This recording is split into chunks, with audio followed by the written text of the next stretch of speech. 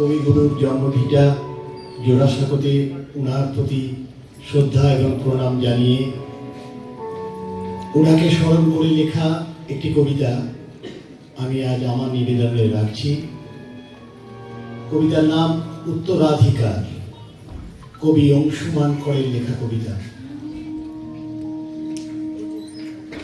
22শে শ্রাবণের ওপর আমার ভীষণ রাগ হয় না, এটি আপনার মৃত্যুদিন বলে নয়।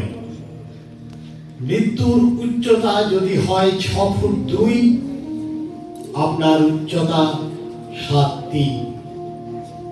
আপনি মৃত্যুর চেয়েও বড়।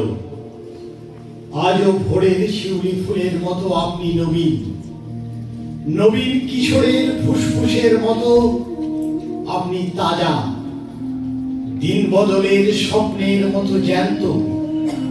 মন খারাপের সঙ্গে লড়াই করতে করতে আজও মধ্য 40।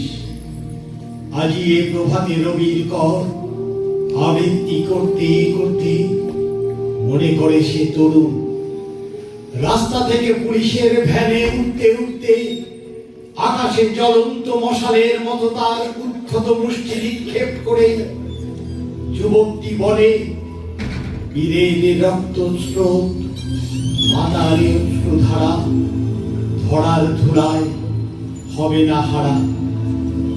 আজও ধর্মান্ধ জনতার মাঝে দাঁড়িয়ে একজন মানব পুত্র, একজন ইমাম কিংবা পুরোহিত তীব্র ব্যথায় ঠিকই বলেন, এই পানপাত্র নিদারুণ বিষে ভরা, দূরে ফেলে দাও, দূরে ফেলে দাও তরা। আজও প্রত্যেক খ্যাত নারীটি খসে পড়া ফুলের পাপড়ির মতো মলিন হয়ে মাটিতে মিশে যেতে যেতে শেষমেশ উঠে দাঁড়ায়, বলে আমি সামান্য নারী।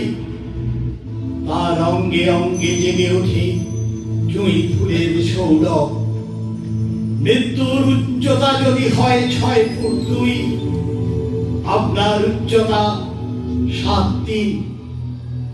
আপনি আছেন একটা জাতির নিঃশ্বাস আর প্রশ্বাস হয়ে রয়েছেন।